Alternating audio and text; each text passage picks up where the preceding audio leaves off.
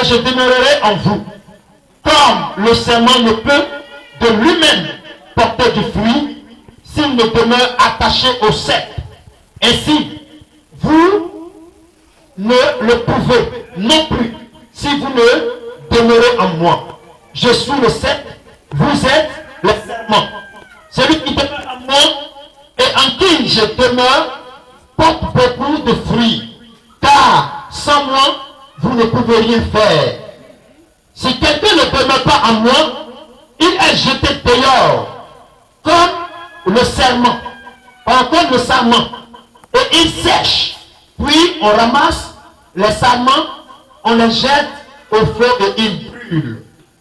Si vous demeurez en moi, et que mes paroles demeurent en vous, demandez ce que vous voudrez, et cela vous sera accordé.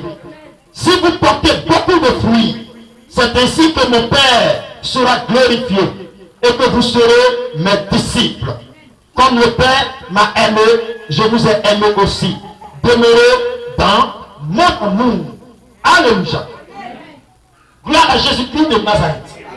Gloire au Fils de Dieu ce matin. Est-ce que quelqu'un est content de la prédication, s'il vous plaît? Alléluia.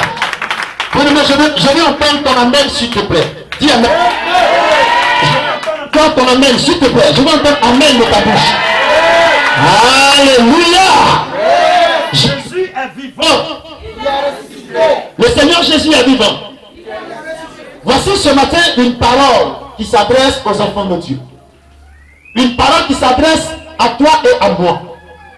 Une parole qui peut nous faire du bien. Alléluia. Une parole qui est à la fois une parabole, mais une parabole bien éduquée pour permettre aux enfants de Dieu de pouvoir recevoir ce qu'ils désirent de la part de Dieu. Alléluia. Parce que plus souvent, on se pose des questions et nous n'avons pas de réponse. Et quand nous n'avons pas de réponse, nous pensons que Dieu est contre notre réussite. Nous pensons que Dieu est contre notre évolution. Nous pensons que Dieu est contre notre croissance. Nous pensons que Dieu est contre notre bénédiction. On veut faire nos papiers pour avancer. Le papier est bloqué pendant que nous partions à l'église. On dit non, mais Dieu est à la cause de notre malheur. Alléluia.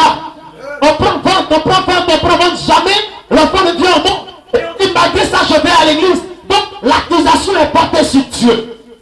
Mais ce matin, cette parole, à travers laquelle le Seigneur nous met sur le chemin, va nous faire bien. Alléluia. Une chose est d'être sur le chemin. Mais une autre chose est d'accepter de suivre ce chemin jusqu'à la destination. On peut tomber sur le chemin.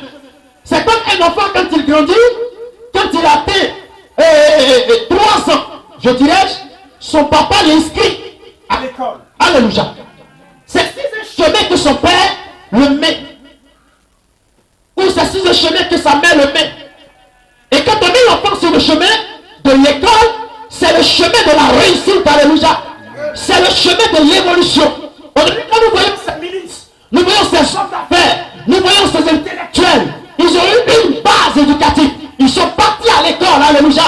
Donc, il est du devoir de l'enfant de suivre le chemin jusqu'à devenir quelqu'un.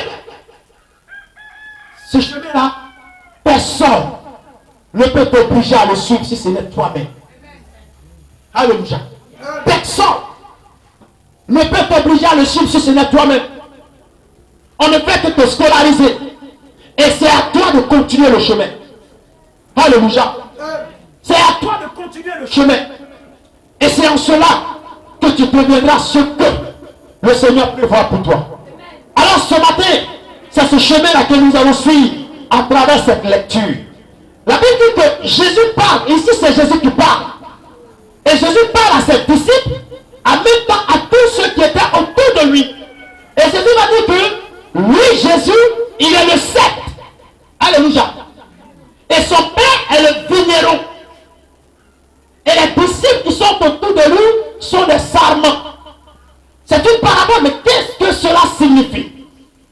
Le sceptre, c'est le tronc de l'arbre. Alléluia. Le tronc de l'arbre, on l'appelle arbre, avec tous ses composés, avec ses branches, avec ses feuilles, avec ses écorces. Mais tous sous un arbre ont chacun un nom. Alléluia. Il y a l'écorce. il y a la feuille, il y a les racines, il y a les branches, il y a les fleurs que l'arbre peut produire. Il y a encore des fruits que l'arbre peut produire. Mais tous ensemble, on les appelle un arbre. Gloire à Jésus. Mais sur l'arbre, chacun a son rôle. Et Jésus se fait appeler le tronc de l'arbre.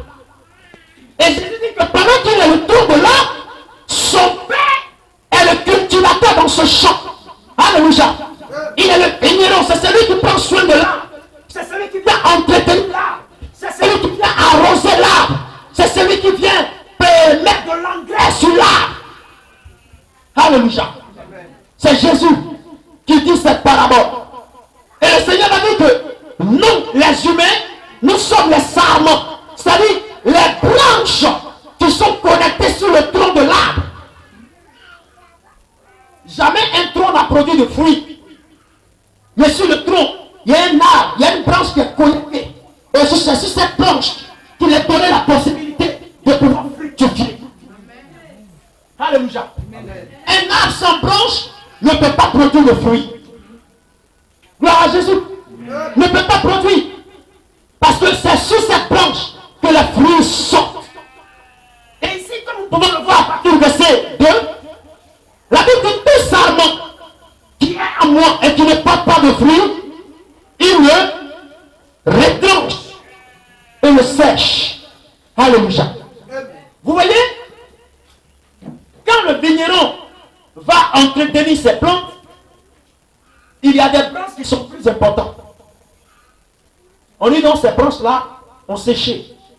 Ces branches-là sont mortes. De toute la façon, elles ne produisent pas. Et puis, on les taille. Et on laisse les branches qui peuvent produire, qui peuvent donner de fruits. Ces branches sont laissées. Et ces branches sont entretenues. On ne laisse pas ces branches comme ça sécher. Mais on entretient ces branches.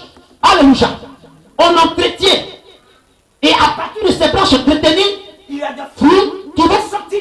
Parce que quand on continue, il dit que qui porte du fruit, et là, le sarment qui porte du fruit, il l'amende, afin qu'il porte encore plus de fruits. Donc, la branche qui porte du fruit, le Seigneur vient, et le Seigneur l'entretient, pour qu'elle puisse encore porter plus de fruits en abondance. Alléluia.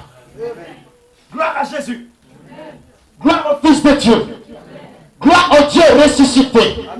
Gloire au Dieu créateur des cieux et de la terre. Gloire au Dieu magnanime, le Dieu incomparable. Alléluia. Et après ce travail accompli, après ce travail fait, il y a encore l'entretien qui est donné, accompagné par l'Éternel, le Dieu créateur des cieux et de la terre. Donc cela veut dire quoi? Cela veut dire que les enfants de Dieu, toi et moi, nous les serviteurs, nous les servants, même si nous n'avons pas d'effort à fournir dans ce travail, nous avons un rôle à jouer. Alléluia. Parce que c'est le tronc de l'arbre qui puise du sol sa nourriture. Alléluia. Avec la racine, c'est le tronc qui puise la nourriture. Et le tronc transmet ça aux branches. Alléluia. Est-ce que vous voyez? Donc, les branches à leur tour ont le devoir de produire. Les branches à leur tour ont le devoir de porter le fruit. Mais si l'arbre arrive à puiser du sol les ressources et que l'arbre transmet ça aux branches et que les branches n'arrivent pas à produire, ces branches-là sont retranchées, séchées et brûlées. C'est ce que la Bible est en train de dire ici. Gloire à Jésus. C'est ce que la Bible est en train de dire ici. C'est pourquoi ce matin mon thème, c'est Dieu prête-t-il l'oreille à toute notre prière? C'est une question. Est-ce que Dieu prête-t-il l'oreille à toute notre prière? Ah, votre micro là me fatigue. Qu'est-ce qui se passe? Qu'est-ce qui se passe? Jésus. Je vous ai dit de préparer les piles, il ne faut pas s'en fatiguer. Jésus. Est-ce que Dieu prête l'oreille à toute notre prière? Alléluia. Combien de fois toi et moi avons prié? Mais le Seigneur demande est-ce que, disons, le terme nous demande est-ce que Dieu prête l'oreille à toute notre prière? Parce que chacun de nous prie. Chacun de nous Chacun de nous appelle Dieu. Mais la question est, est-ce que Dieu que nous invoquons jour et nuit, est-ce que Dieu que nous appelons jour et nuit prête une oreille à nos prières? Et cela nous allons savoir. Alléluia. Il dit ici au verset 3, déjà, vous êtes purs à cause de la parole que je vous ai annoncée. Alléluia. Le Seigneur rend pur ses enfants. Pourquoi? Parce que ses enfants doivent produire. Alléluia. On rend pur parce que ses enfants doivent produire. Au verset 4, la Bible dit, demeurez en moi et je demeurerai en vous. Vous voyez que ici, le Seigneur Jésus parle encore à ses disciples.